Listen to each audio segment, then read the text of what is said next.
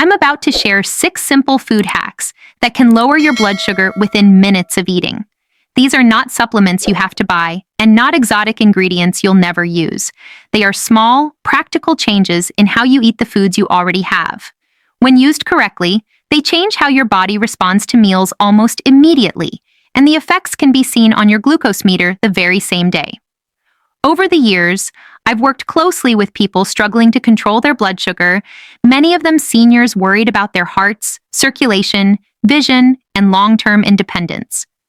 I've seen what happens when blood sugar stays high for too long, but I've also seen something far more encouraging.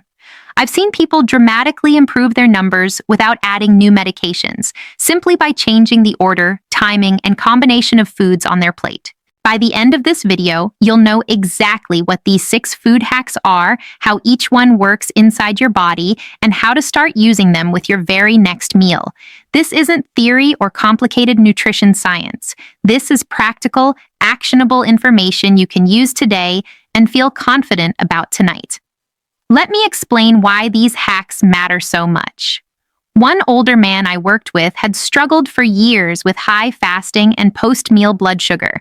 His readings were consistently elevated, and he was worried his next step would be injections. After learning these 6 strategies and using them consistently, his post-meal spikes dropped, his morning numbers improved, and his long-term markers followed.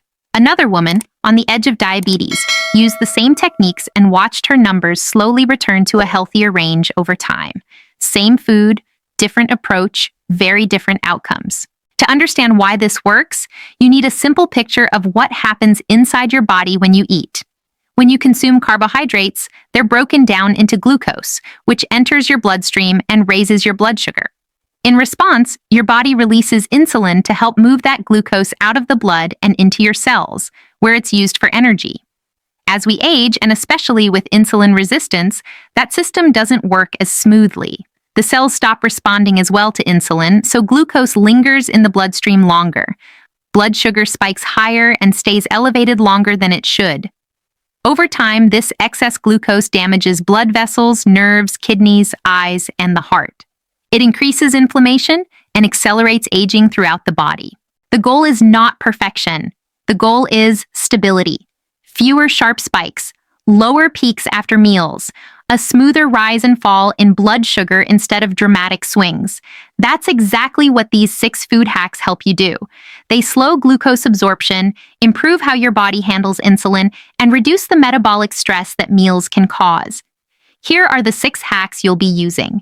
First, eat your non-starchy vegetables before anything else on your plate. Second, add a small amount of vinegar to your meal. Third, take a short walk shortly after eating. Fourth, cool your starches before eating them. Fifth, add cinnamon regularly to meals. And sixth, never eat carbohydrates by themselves. Always pair them with protein, healthy fat, or fiber. These strategies are simple, but they're powerful because they work with your body's natural physiology instead of against it. They don't require eating less food or skipping meals. They change how your body processes the food you already enjoy.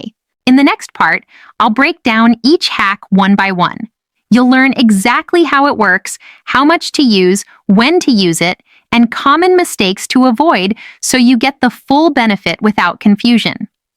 Stay with me, because once you understand the why behind each step, managing blood sugar becomes far less stressful and far more predictable.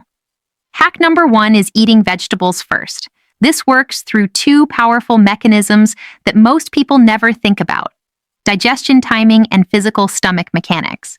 When you start your meal with non-starchy vegetables, you're filling your stomach with fiber-rich, low-calorie food that slows everything that comes after it. That fiber creates a kind of natural buffer in your digestive tract. When you later eat protein and carbohydrates, they move more slowly through this fiber layer, which delays how fast glucose enters your bloodstream. Instead of a sharp blood sugar spike, you get a slower, smoother rise. That difference matters. Your body handles gradual changes well, but it struggles with sudden surges.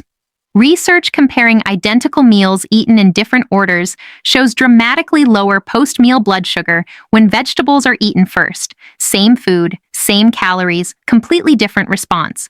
Vegetables also trigger helpful gut hormones that slow digestion and improve how your body responds to insulin. To use this hack, simply change the order of your meal. Start by eating all of your vegetables first, whether they're raw, cooked, or part of a salad. Finish them before moving on. Next, eat your protein. Save rice, bread, potatoes, or other starches for last. It may feel unusual at first, but within a few days, it becomes automatic. Many people see lower readings the very first time they try it. Hack number 2 is adding vinegar to your meal. Vinegar contains acetic acid, which affects blood sugar in several helpful ways at the same time.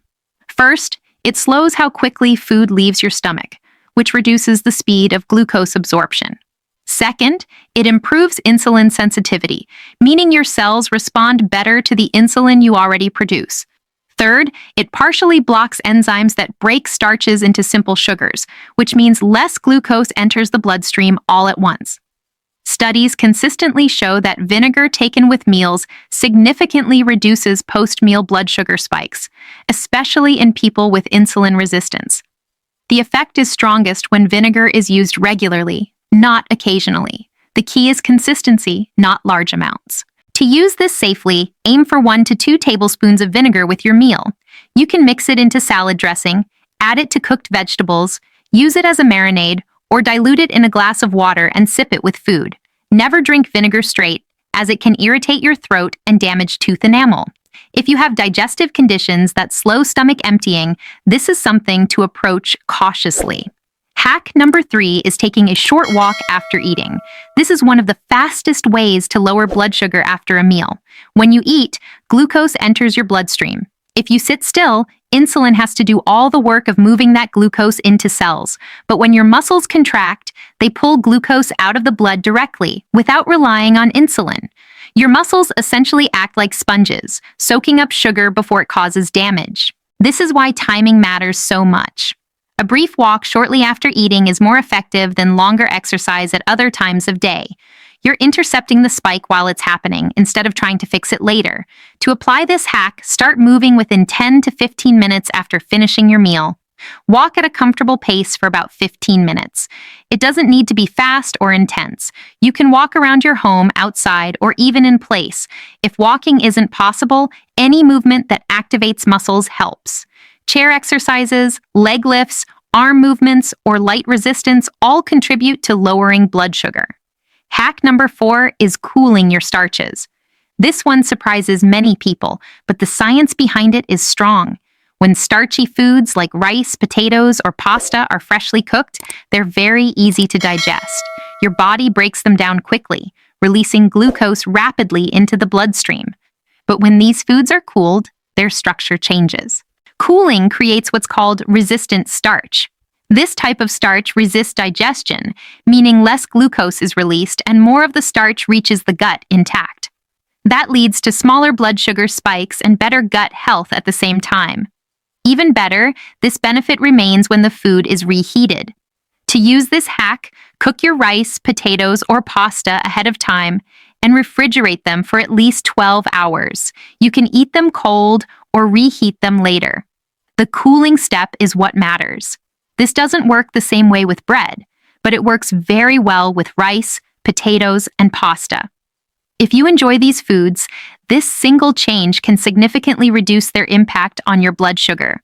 Hack number 5 is adding cinnamon to your food. Real cinnamon, specifically Ceylon cinnamon, contains natural compounds that help your body handle sugar more efficiently. These compounds, known as polyphenols, improve how your insulin receptors work. In simple terms, insulin becomes more effective at moving glucose out of your bloodstream and into your cells where it belongs. Cinnamon also slows digestion and reduces how quickly carbohydrates are broken down into sugar. This means glucose enters your bloodstream more gradually instead of all at once. Over time, this leads to lower fasting blood sugar and more stable readings throughout the day. Research looking at multiple controlled trials shows that regular cinnamon use can meaningfully lower both fasting glucose and long-term blood sugar markers. These are real changes from something as simple as a daily spice. To use this hack, add 1 to 2 teaspoons of Ceylon cinnamon spread throughout the day. You can stir it into coffee or tea, sprinkle it on oatmeal, blend it into smoothies, or mix it into yogurt. Small amounts taken consistently work better than a large dose all at once. One important note, choose Ceylon cinnamon, not cassia cinnamon. Cassia contains high levels of coumarin, which can strain the liver if used daily over long periods. Ceylon cinnamon has very low coumarin levels and is much safer for regular use. This one choice makes a big difference. Hack number 6 is never eating carbohydrates alone. This is one of the most important rules for blood sugar control. When carbohydrates are eaten by themselves, they're digested quickly and cause sharp glucose spikes. But when carbs are combined with protein, healthy fat, or fiber, digestion slows down and blood sugar rises more gently. Protein and fat trigger hormones that delay stomach emptying. Fiber physically slows absorption in the gut. Together, they turn a high glycemic food into a much more stable meal. Studies consistently show that pairing carbohydrates with protein or fat significantly reduces post-meal blood sugar spikes. Using both together works even better. To apply this rule, never eat naked carbs. If you're having toast, add almond butter, peanut butter, or avocado. If you're eating fruit, pair it with nuts or yogurt. If you're having rice, eat it alongside protein and vegetables. If pasta is on your plate, include meat, fish, olive oil, and fiber-rich vegetables. This doesn't mean carbohydrates become unlimited. Portions still matter. But when you eat carbs the right way, you dramatically reduce their impact on your blood sugar and your energy levels afterward. Now let's put these hacks together in a real-world example. Imagine dinner is grilled chicken, brown rice, and steamed broccoli. You would start by eating the broccoli first, then move on to the chicken. The rice comes last. The rice was cooked earlier and cooled before reheating. Cinnamon might appear earlier in the day with breakfast or coffee. Vinegar is part of your salad dressing. After the meal, you take a short walk. Each step layers on protection, and together they create powerful blood sugar control without changing what you eat, only how you eat it. Here's what it looks like when all 6 food hacks come together in one simple, real-world meal. Let's say dinner is chicken, rice, and vegetables. Earlier in the day, the rice is cooked and placed in the refrigerator for at least 12 hours. That cooling step changes how the starch behaves in your body and immediately lowers its blood sugar impact. When it's time to eat, you begin with vegetables. A salad or cooked vegetables go first, filling your stomach with fiber and slowing digestion before anything else enters the system. With the meal, vinegar is added naturally, either mixed into the salad dressing or diluted in water and sipped alongside the food. Cinnamon is sprinkled directly onto the meal or used earlier in the day, building insulin sensitivity over time. When you eat the main portion, the rice is never eaten alone. It's paired with protein, so glucose enters the bloodstream more slowly and steadily. After finishing the meal, you don't sit down. Within 10 to 15 minutes, you take a short, comfortable walk to help your muscles absorb the rising glucose before it can cause damage. That's all 6 strategies applied in one meal, without changing what you eat, only how you eat it. Used consistently, this approach reshapes blood sugar patterns throughout the day. That's how long-term numbers begin to improve. Not overnight miracles, but steady, repeatable wins that add up. Now let's address the questions most people have. Do you need to use all 6 strategies at every meal? No. Use as many as are practical. Even 2 or 3 applied consistently can make a noticeable difference. The more often you use them, the better your control becomes, but progress doesn't require perfection. How fast will you notice results? Often immediately. The first time you eat vegetables first or include vinegar with a meal, check your blood sugar 2 hours later. Compare it to your usual reading after a similar meal. Many people see a meaningful drop right away. Over time, as those lower spikes become your new normal, your overall average begins to fall as well. These habits don't mean you should make sudden changes to medications on your own. Improvements happen gradually, and adjustments should always be made thoughtfully. As blood sugar stabilizes, medication needs may change, but that process should be careful and monitored. The goal isn't to replace treatment overnight, it's to give your body support so it needs less intervention over time. These strategies also have limits. They don't give permission to eat unlimited carbohydrates, and they don't replace the need for overall healthy eating. food quality still matters. Vegetables, protein, and healthy fats still form the foundation. These hacks optimize how your body handles food, but they work best when paired with smart choices and regular movement. That brings us to an important distinction. Short walks after meals manage immediate glucose spikes. Regular exercise and strength training improve insulin sensitivity long-term. Both are needed. One handles the moment, the other changes the system. Many people wonder why they've never heard these ideas explained this clearly before. It's not because they're ineffective, it's because they're simple, practical, and not tied to products or prescriptions. They don't require special programs or expensive tools. They simply give you back control over how your body responds to food. One of the most powerful steps you can take is tracking your own response. Everyone's body is a little different.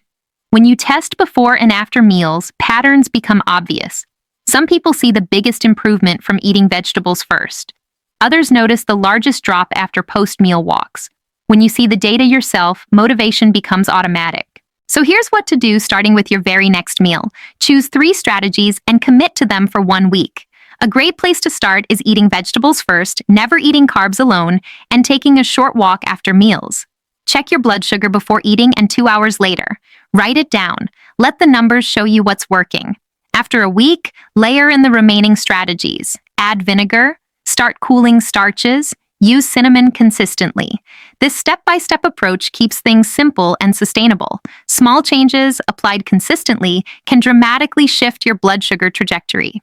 You don't need perfection, you need repetition, and the best time to start is your next meal. At this point, you're using all 6 strategies together. Now the focus shifts from learning to proving.